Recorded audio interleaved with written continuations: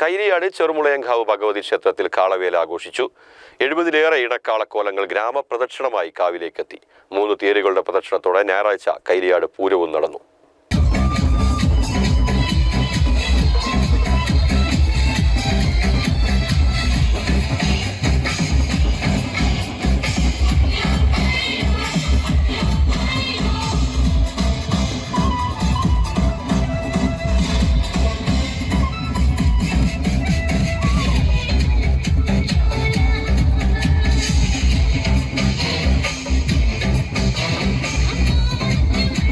രാത്രി 11 മണിയോടെ ഇണക്കാളക്കോലങ്ങൾ കാവിലേക്ക് എത്തിത്തുടങ്ങി. തട്ടകദേശങ്ങളായ കൈലിയാട് മേൽമുറി, കൈലിയാട് കീഴ്മുറി, മുണ്ടക്കോട്ടുകുറിശി, വേമ്പലത്തുപാടം, കുറുവട്ടൂർ, വല്ലപ്പുഴ, മുളയങ്കാവ്, കുഞ്ഞുകുറിശി എന്നിവിടങ്ങളിലെ വിവിധ കേന്ദ്രങ്ങളിൽ നിന്ന് 70-ലേറെ ഇണക്കാളക്കോലങ്ങൾ ഗ്രാമപ്രദക്ഷിണവുമായി കാവിലേക്ക് എത്തി. ചവിട്ടുകളിയും നാടൻ കലാരൂപങ്ങളും വാദ്യമേളങ്ങളും അകമ്പടിയേകി.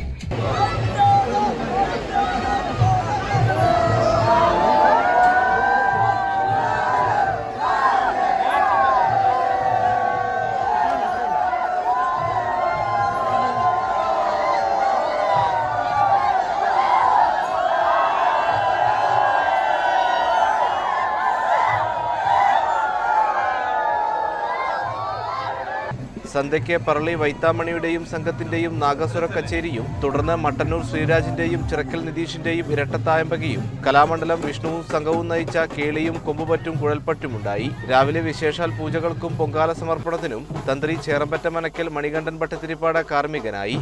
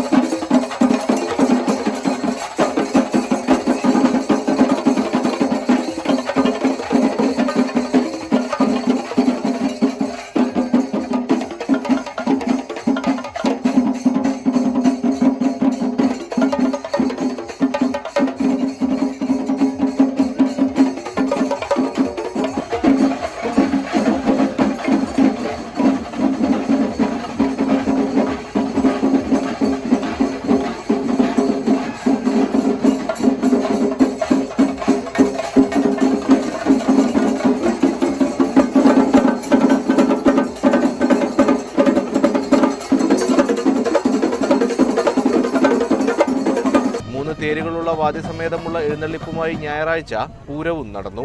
മുണ്ടക്കോട്ടുകുറിശിയിലെ തേര് കാവു തീണ്ടുന്നതോടെയാണ് പൂരത്തിന് തുടക്കമായത്.